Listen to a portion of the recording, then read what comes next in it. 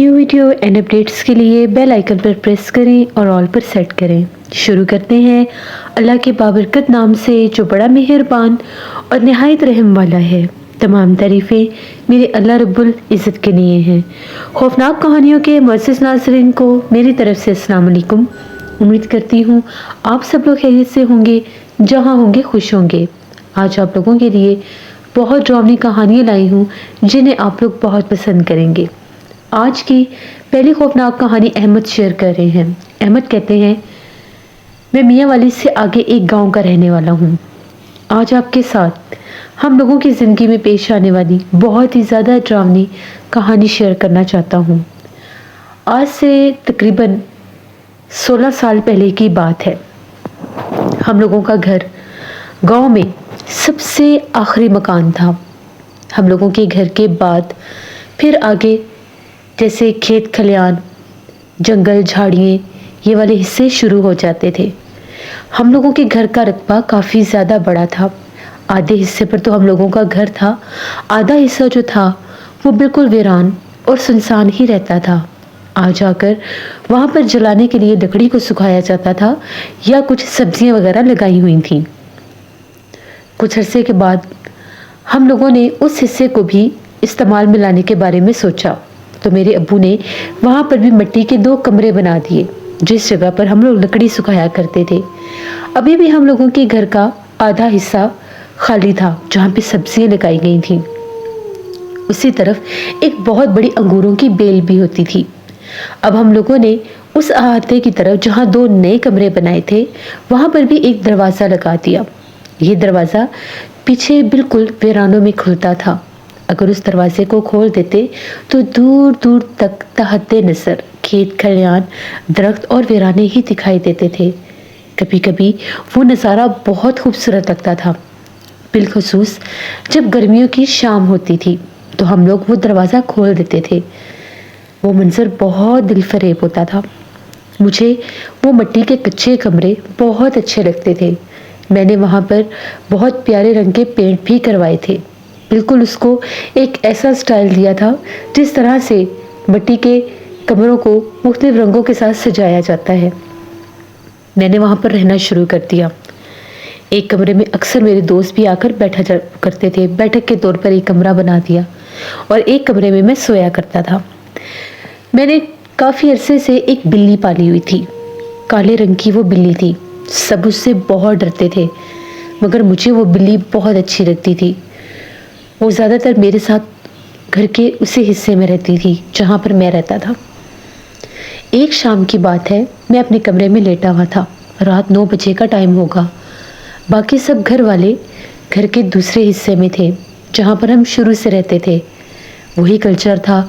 शाम के बाद सहन में, कच्चे मिट्टी के सहन में चारपाइयाँ बिछाना। कभी हवा ना चल रही होती थी तो पंखे लगा लिया करते थे। ज़्यादातर ठंडी हवाएं चलती ही रहती थीं और आसपास का इलाका सरसब्ज होने की वजह से वहाँ पर ठंड भी रहती थी। मैं अपने वाले हिस्से में ही था। तभी मुझे अजीबोगरीब से अपनी बिल्ली की आवाज़ें आने लग गईं। ऐसे लग रहा था कि बिल्ली बार बार बाहर वाले दरवाजे को जाकर खोलने की कोशिश करती है। बिल्ली की जब मैंने गुर्राने की और अजीबोगरीब आवाज़ें निकालने की आवाज़ें सुनी तो मैं उठकर बैठा। तो मैंने देखा कि मेरी वो काली बिल्ली जो है वो पंजे मार रही है दरवाजे की तरफ, और जैसे दरवाजे की दूसरी जानिब से भी हल्की हल्की आवाज़ें सुनाई दे रही हैं।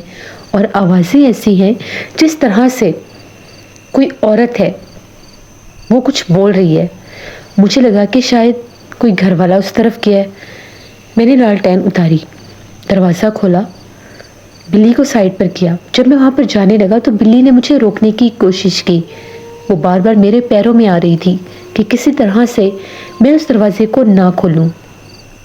मैंने उसे प्यार से साइड पर किया और दरवाज़ा खोलकर जैसे ही बाहर झांक कर देखा तो क्या देखता हूँ, अंगूरों वाली बेल के पास एक बहुत ज़्यादा बूढ़ी औरत खड़ी है। बिल्कुल झुकी हुई थी। सफ़ेद बाल थे जो चेहरे के ऊपर बिखरे हुए थे। हाथ में एक कदीम पुराने ज़माने की लालटेन पकड़ी हुई थी और अंगूरों वाली बेल के पास खड़ी होकर जैसे किसी से मुखातिब थी और थोड़ा बहुत गुस्सा भी कर रही थी। मैंने पूछा, کہ آپ کون ہیں؟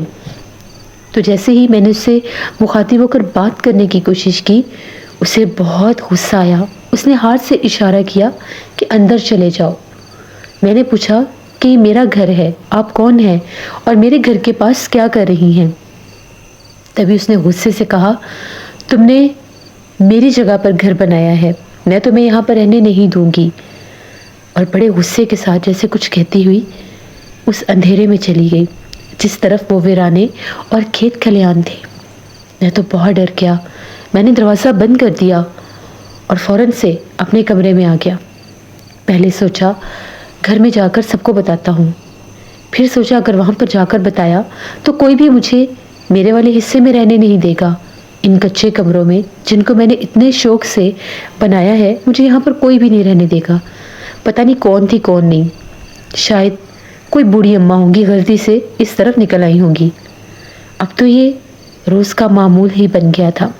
جیسے ہی مغرب کے بعد عشاء اور عشاء کے بعد کا ٹائم ہوتا تھا، جیسے ہی چہل قدمی بند ہوتی تھی، جیسے ہی گاؤں میں سناٹا پھیلتا تھا، ایسا لگتا تھا میرے گھر کے باہر کوئی آن پہنچتا ہے اور وہ عجیب و غریب آوازیں نکالتی ہے۔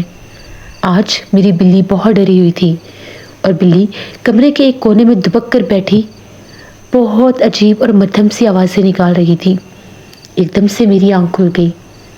11 بج رہے تھے، رات کے 11۔ تبھی کمرے کا دروازہ تو کھلا ہوا تھا، کھڑکیاں بھی کھلی ہوئی تھیں۔ میری نظر پڑی تو مجھے ایک روشنی دکھائی دی۔ وہ روشنی اسی طرف سے آ رہی تھی جس طرف انگوروں کی بیل تھی۔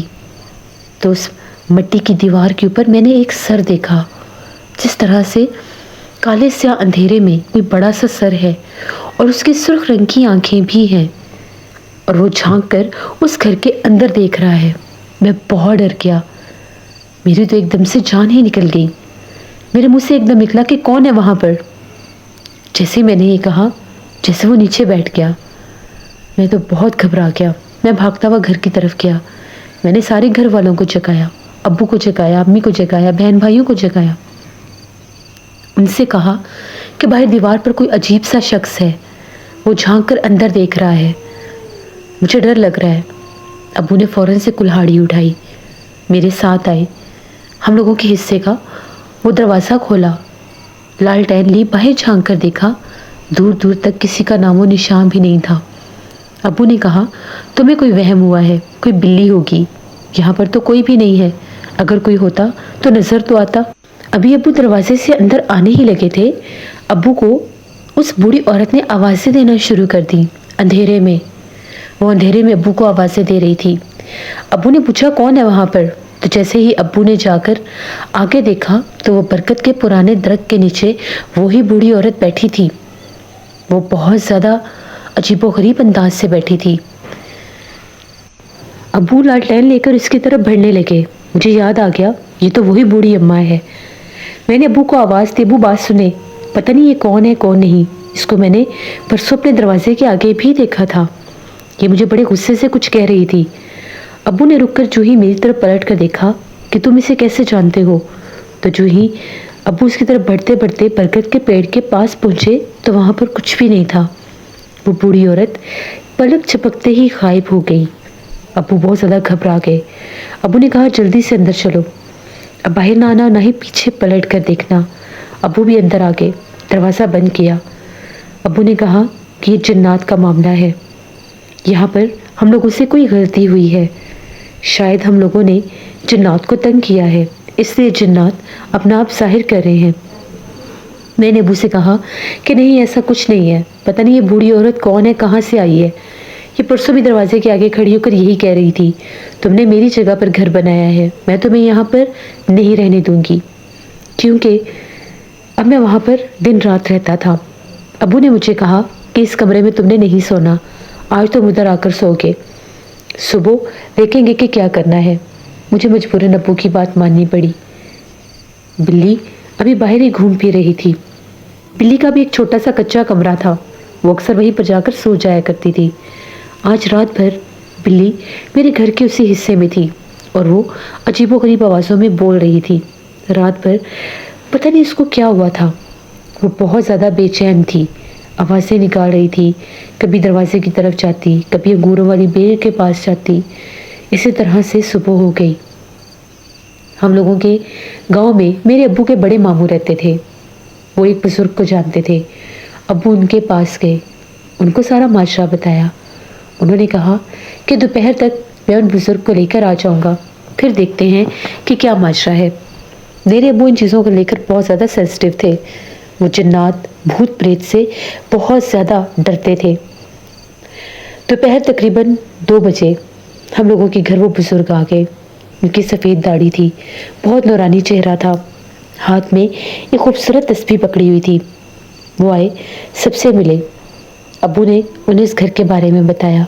वो उस घर की जानिब गए, वहाँ पर घूमते फिरते रहे। जिस कमरे में मैं सोता था वहाँ पर भी वो कुछ देर बैठे रहे।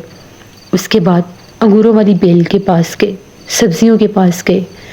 हर जगह पर घूम फिरने के बाद उन्होंने कहा कि जिस जगह पर आप लोगों ने ये 2 कमरे बनाए हैं और जहाँ पर आपका बेटा रहता है, यहाँ पर जिन्नात का बसेरा है। यहाँ पर जिन्नात का पूरा घर रहता है। वो बहुत ज़्यादा तंग हो रहे हैं क्योंकि वो नॉन मुस्लिम जिन्नात हैं। आपने यहाँ पर कुरान पाक रखा हुआ है, कुरान पाक की आयत लगाई हुई हैं, जिस वजह से वो बहुत ज़्यादा तंग हो रहे हैं और वो अपना आप जाहिर कर रहे हैं कि किसी तरह से ये लोग इस जगह को छोड़ दें या इस जगह से पाक कलाम को उतार लें, क्योंकि वो अपने घर में नहीं आ पा रहे और ना ही वो यहाँ से गुजर सकते हैं। वो बूढ़ी औरत बार बार इंसानी रूप लेकर आपके घर के बाहर आती है। बिल्ली, क्योंकि जानवरों को जिन्नात साफ दिखाई देते हैं उनके असल चेहरों में, उनके असल रूप में, इसलिए ये बिल्ली इस तरह से कभी बोलती है, कभी रोती है और कभी डरती है। और वो जो चेहरा इस दीवार के ऊपर आपके बेटे ने देखा था, ये वही जिन्नात का पूरा ख़ानदान है जिनका बसेरा इस अंगूरों वाली बेल से लेकर इन दोनों कमरों में है। अगर आप लोग वाजिद होकर यहाँ पर रहेंगे तो ये आपको नुकसान भी दे सकते हैं। अभी तो वो अपना आप जाहिर करके इशारे दे रहे हैं, इसके बाद वो बीमारी भी दे सकते हैं और जानी नुकसान भी। बस ये सुनने की देर थी। मेरे अब्बू ने कहा कि ठीक है, हम उनसे माफ़ी चाहते हैं, हमें नहीं पता था कि यहाँ पर गैर मरे मखलूक़ात का बसेरा है। बस वो हमें नुकसान ना दे, मेरे बच्चों को भी नुकसान ना दे। हम इन कमरों की तरफ कभी आएंगे ही नहीं। वहाँ से कुरान पाक और कुरान पाक की आयत भी उतार ली गई और उन कमरों को बंद कर दिया गया। उस हिस्से में ही हम लोगों ने आना जाना छोड़ दिया। वहाँ पर जो सब्जियाँ लगाई थी वो भी दिन के वक्त कभी जाते थे, अगर किसी चीज़ की ज़रूरत होती थी तो वहाँ पर आना जाना, बैठना भी छोड़ दिया। आप लोग यकीन करें, आधी रात को वहाँ से बाकायदा आवाज़ें आती थीं, कभी किसी बूढ़ी औरत के खांसने की, कभी उसके हंसने की। 1 से 2 बार मेरी अम्मी ने एक बिल्कुल बूढ़ी ज़ईफ़ औरत को उस कच्चे अहाते में चलते फिरते भी देखा था। अम्मी कहती हैं कि मैंने उसे अंगूरों वाली बेल के पास खड़े हुए देखा और फिर वहाँ से उसी कच्चे कमरे की तरफ जाते हुए। उन्होंने हमें कोई नुकसान उसके बाद नहीं दिया, लेकिन हम लोगों के उस मकान में जिन्नात आज भी मौजूद हैं। वहाँ पर बाकायदा वो रहते हैं, उनका बसेरा है। ये हमारी एक कहानी थी, मेरी अपने घर की, मेरी कहानी जो मैंने आपके साथ शेयर की। बहुत शुक्रिया अहमद आपका। जैसे ये थी आज की खौफनाक कहानी। अपना फीडबैक मुझे ज़रूर दें, आप लोगों को कैसी लगी।